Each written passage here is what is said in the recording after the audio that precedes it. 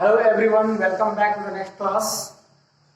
Class 9 last class में हम लोग एक्सरसाइज 1.2 और 1.3 का इंट्रोडक्शन पार्ट को कंप्लीट कर लिए थे। यस और नो? सो क्लास आज हम स्टार्ट करने वाले हैं एक्सरसाइज 1.3 को। ओके, सो 1.3 का जो हमारा फर्स्ट क्वेश्चन है एनसीईआरटी बुक का, वो है class write the following in decimal form. Okay, what is the question? Write the following in decimal form.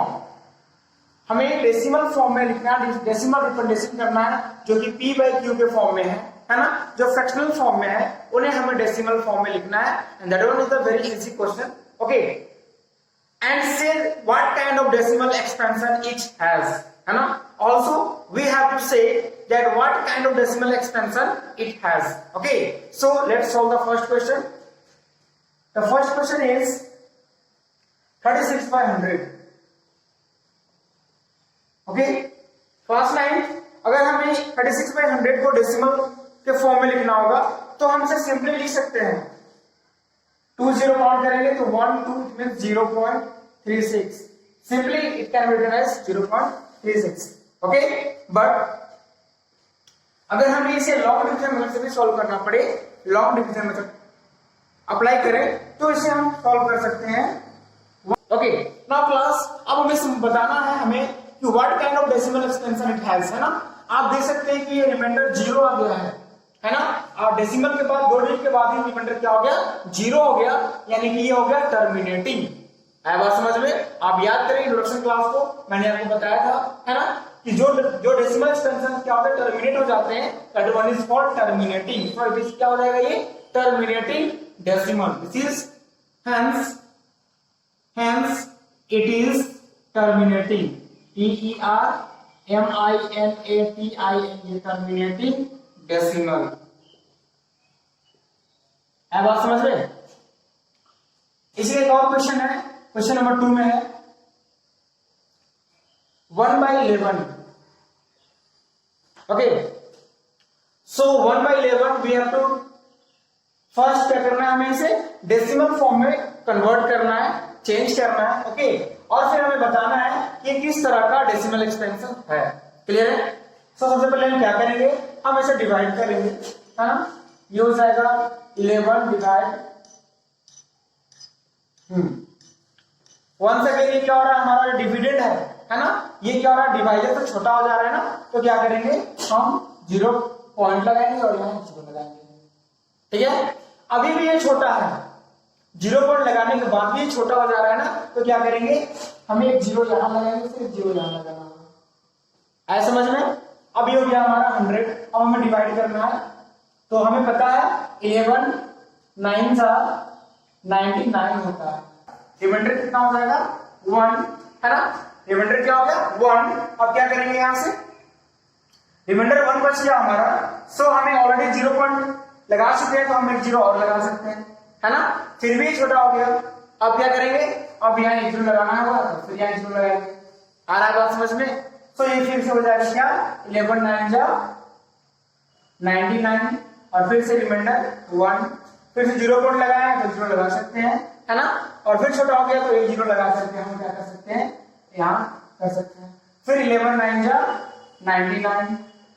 आ रहा है बात समझ में? और फिर से ये 1 बच जा है ना। इट मीन्स क्या हो रहा है कि ये रिमाइंडर हमेशा 1 1 1 1 क्या होगा, ये बढ़ते चला जाएगा, ये कभी टर्मिनेट होने वाला नहीं है।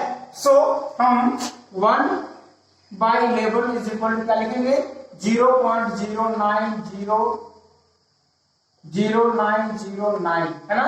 और हम लिखते हैं 1/11 इज इक्वल टू 0.091। हाँ, सो ये क्या हो गया हमारा, this is called non terminating और रिपीटिंग। है बात समझ में? This is the non terminating repeating, या रेकरिंग कर सकते हैं हम इसे, है ना। So this is hence it is non terminating repeating. है बात समझ में? तो इस तरीके से हम क्या कर सकते हैं, सॉल्व कर सकते हैं। ठीक है, चलिए एक और क्वेश्चन कर लेते हैं जो हमारा थर्ड क्वेश्चन है ना, उससे करते हैं। Okay,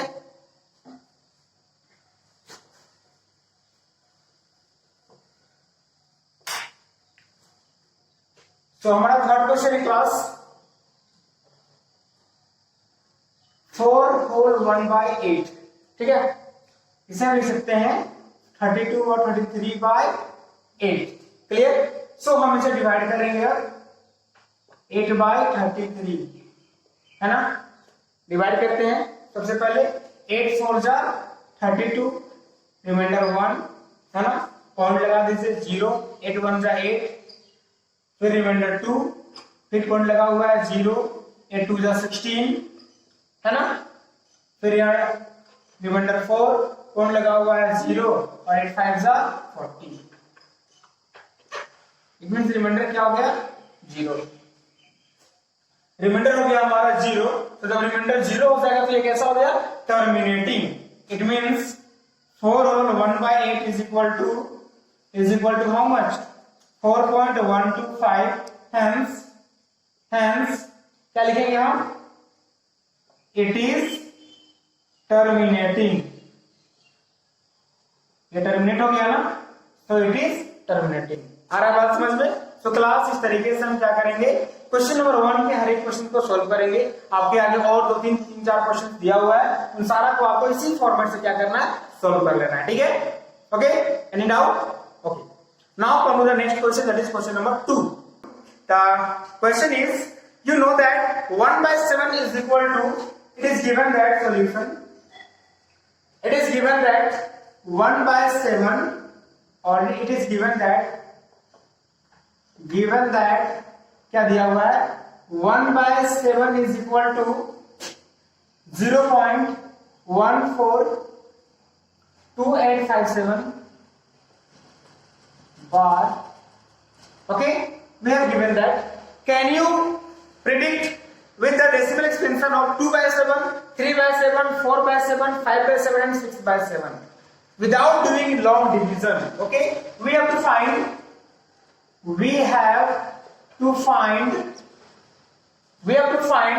the decimal expansion of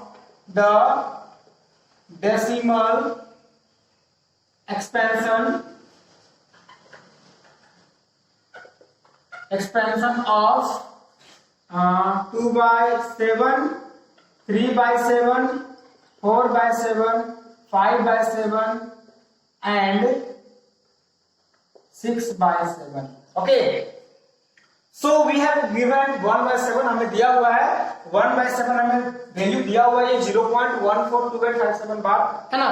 और हमें ये 2/7, 3/7, 4/7, 5/7 एंड 6/7 का वैल्यू फाइंड करना है, डेसिमल एक्सपेंशन फाइंड करना है without doing long division. Long division नहीं करना है, बट हमें इसका यूज करना है। तो कैसे इसका यूज करके हम इसका वैल्यू फाइंड करेंगे आप देखेंगे, ठीक है। हमें बताइए 2/7 जो लिखा हुआ है here, 2/7 को हम लिख सकते हैं ना, क्या 2 into 1/7 लिख सकते हैं, लिख तो दिए 2 into 1/7, और हमें 1/7 का वैल्यू पता है ना। 2 into और 1/7 का जो वैल्यू पता है आप उसका पुट कर दे, क्या वैल्यू है 0.142857। आ रहा बात समझ में, क्लियर है। सो हमारा वैल्यू क्या मिल जाएगा क्लास, ये हो जाएगा हमारा, आप मल्टीप्लाई करते हैं 2 से इसको, 2 7 जा 14 का 4 कैरी 1, 2 5 जा 10 और 1 11 का 1 कैरी 1, 2 8 जा 16 1 17 का 7 कैरी 1, 2 2 जा 4 और 1 5, 4 2 जा 8 एंड 2 1 जा 2। So this is 0 and this is 1। आगे बात समझ में, क्लियर है। So without doing long division हम क्या कर लिए, 1/7 का वैल्यू को पुट करके हम 2/7 का वैल्यू फाइंड कर लिए। आया बात समझ में। इन द सेम वे उसी प्रकार से हम क्या करेंगे 3/7 का भी वैल्यू फाइंड कर लेंगे, है ना। 3/7 का भी वैल्यू कैसे फाइंड करेंगे, हम लिखेंगे 3 into 1/7, है ना, और ये हो जाएगा 3 into 1/7 मीन 0.142857 बार, है ना। तो आप कैलकुलेट कर लेंगे, 3 7 जा 21 का 1 कैरी 2, 3 5 जा 15 और 1 16 का 6 कैरी 1, 3 8 जा 24 24 और 1 25 और 5 कैरी 1, 3 2 जा 6 और 1 7, 3 4 जा 12 और 2 कैरी 1, 3 बजे 3 और 1 4 1 0। आया बात समझ में? सो इस तरीके से आप 3/7 4/7 है ना, और 5/7 6/7 का वैल्यू आप क्या कर सकते हैं, फाइंड कर सकते हैं। ठीक है, आया बात समझ में? 4/7 के लिए क्या करेंगे, 4 into 1/7, बस यही फॉर्मेट। आया बात समझ में? सो इस तरीके से हम क्या करेंगे class, without actual long division हम क्या करेंगे, 2/7 3/7 4/7 5/7 6/7 का वैल्यू हम फाइंड कर सकते हैं। आया बात समझ में? Any doubt? आप बाकी सॉल्व कर लीजिए, है ना। चलिए अब आप आते हैं क्वेश्चन नंबर 3 में। क्वेश्चन नंबर 3 है आपका, express the following in terms of P by Q। क्वेश्चन क्या है हमारा, express the following in terms of P by Q where P and Q are integers and Q is not equal to 0। Class ये same question को मैंने इस class का introduction part में लास्ट क्लास में मैंने बताया था, जब हम लोग एग्जाम्पल्स को सॉल्व कर रहे थे उस टाइम, है ना। तो अगर आपने उस वीडियो को नहीं देखा होगा तो आप हमारे डिस्क्रिप्शन में इसका लिंक दिया होगा, आप जाकर के देख लेंगे। ओके, सो फिर भी हम सॉल्व कर रहे हैं फर्स्ट क्वेश्चन को, और फर्स्ट क्वेश्चन है हमारा 0.6 बार, है ना। हमें इसे क्या करना है, अभी हमें इसे in the form of P by Q के फॉर्म में कन्वर्ट करना है। ठीक है, तो हम क्या करेंगे क्लास, हमें सबसे पहले अगर इसे P by Q के फॉर्म में कन्वर्ट करना होगा तो लेट इसका वैल्यू एक्चुअल तो कितना हमें पता नहीं है, तो हम इसे x मान लेते हैं। Let x is equal to 0.6, है ना। ये 0.6 बार का मतलब 0.66 है, ये बात तो आपको समझ में आ गया होगा, है ना। अब क्या करना है क्लास, एक हिंट है हमारा कि जितना भी नंबर यहाँ रिपीट करता है, सपोज अगर 0.6 बार है तो आपको पता चल रहा होगा कि यहाँ पर सिर्फ 6 रिपीट कर रहा है ना। कितना रिपीट कर रहा है, 6। It means 1 digit, only 1 digit it repeating here. Okay, यहाँ पर सिर्फ एक डिजिट रिपीट कर रहा है। जब एक डिजिट रिपीट करे तो हमें क्या करना है, 10 से मल्टीप्लाई करना है ना। अब मैंने आपको लास्ट क्लास में बताया भी था, है ना। तो हम क्या करेंगे, multiply both side by 10। Okay, multiplying both side by 10, ये क्या हो जाएगा हमारा, ये मिल जाएगा 10x इज इक्वल टू, लिख लो यहां पर आप, multiplying both sides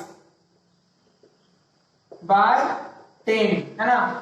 both side 10 से मल्टीप्लाई करेंगे तो ये हो जाएगा हमारा 10x इज इक्वल टू, अब हम यहां पर 10 से मल्टीप्लाई करेंगे क्लास, तो क्या होगा, ये 1 डेसिमल जम करके यहां आ जाएगा, इट हो जाएगा 6.666। क्लियर है? चलो इसको इक्वेशन 1 मान लेते हैं और इसको इक्वेशन 2। अब क्या करते हैं, इस 2 में से 1 को सब्ट्रैक्ट कर लो, सब्ट्रैक्टिंग इक्वेशन किसको, 1 को, कहां से, फ्रॉम 2 से, है ना। 1 को 2 से सेपरेट कर लेंगे तो क्या मिलेगा, हमें सेपरेट करते हैं, 10x इक्वल टू 6.666 और ये हमारा x is equal to 0.666। Clear? Separate करने आपको आता है क्लास, अगर हमें इनको सेपरेट करना हो तो क्या हो जाएगा, ये 66000, यानी कि पॉइंट के बाद सारा 0 हो जाएगा ना, ये क्या बचेगा, यहाँ बचेगा 6। क्लियर है? बाकी तो सारा 0 हो गया, है ना। ये कितना हो जाएगा, 9x, तो क्या मिला हमें, 9x is equal to 6। Clear है? क्या हमें मिला, 9x इज इक्वल टू 6, तो हमें यहां से क्या मिलेगा, x इज इक्वल टू 6/9, और 6/9 को क्या करेंगे, लिख सकते हैं x इज इक्वल टू 3 से डिविजिबल हो जा रहा है ना, 3 3 जा 9, 3 2 जा 9 और 3 3 जा 9, 2/3 है बात समझ में। So this is the answer. हम लिख सकते हैं 0.6 इज इक्वल टू 2/3। क्लियर? कोई दिक्कत? चलो समझ में आ गया। अब हम आते हैं क्वेश्चन नंबर 2 में। सो क्वेश्चन नंबर 2 क्या क्लास हमारा, 0.47 बार, कहां पर बार है, 7 पर, 4 पर नहीं है ना, 4 पर नहीं है, ध्यान से क्वेश्चन। तो ये 7 पर 12 मीन्स इसका वैल्यू क्या होगा क्लास सॉल्यूशन अगर हम करते हैं। So let x is equal to 0.47 bar, है ना, यानी कि ये क्या है हमारा, ये x इज इक्वल टू कितना है हमारे पास, ये है 0.477 डॉट डॉट डॉट। आ रहा है बात समझ में? चलिए तो लेट इट बी इक्वेशन 1, ठीक है। अब क्या करना है क्लास, यहां पर भी 1 डिजिट रिपीट कर रहा है, अगर आप ध्यान से देखें तो ये 777 है ना, ये 1 डिजिट ही रिपीट कर रहा है ना। तो क्या करेंगे, हमें फिर से यहां पर 10 से मल्टीप्लाई करना होगा, है ना। तो मल्टीप्लाइंग बोथ साइड्स बाय 10, है ना, बोथ साइड 10 से मल्टीप्लाई कर देंगे यहां पर। तो क्या हो जाएगा, ये 10x इज इक्वल टू, इस साइड क्या हो जाएगा, इस साइड हमारा आ जाएगा क्लास 0.4, सॉरी ये आ जाएगा हमारा 4.777, है ना। आ रहा है समझ में? अब क्या करेंगे, इसको क्वेश्चन 2 मान लिए। अब करना कुछ भी नहीं है, हमें इसे क्या करना है, 1 को 2 से सेपरेट कर लेना है। So subtracting equation 1 from equation 2 से, क्लियर। क्या मिलेगा हमें, we get 10x is equal to 4.7777 है ना। यहां पर क्या है, x इज इक्वल टू 0.4777 ऐसे, ठीक है ना। नो इक्वेशन 1, हाँ ऐसे ही। ये क्या मिलेगा हमें क्लास, 9x, है ना। यहां पर तो 9x मिल जाएगा, सेपरेट करेंगे तो यहां क्या मिलेगा हमें, अगर देखें तो यहां से क्या आ रहा है, सेम से राइट मींस यहां से 0 हो जाएगा, बट पॉइंट के बाद हमें यहां पर 3 मिल रहा है। 7 में 3 सेपरेट होगा तो लेस होगा तो 3 बचेगा ना रिमेनिंग। तो ये क्या हो जाएगा, यहाँ 4.3 मिलेगा हमें। है बात समझ में? सो क्लास आप ध्यान से समझेंगे, 9x is equal to 4.3। So x equal to क्या हो जाएगा, 4.3 बाय 9, है ना। And this means x is equal to how much, 43 by 90। This is your answer, clear है। सो इस तरीके से क्या करेंगे, हमें सॉल्व कर लेंगे क्वेश्चन नंबर 2 को। आ रहा बात समझ में? चलिए now come to the question number 3। Okay so class now come to the question number 3। Question number 3 क्या है हमारा, ये है 0.001 एंड बार, क्लियर है। इट मींस ये क्या हो रहा है, 001 रिपीट हो रहा है, 001 001 001, है ना। This wait is repeating. So हम सॉल्व करते हैं।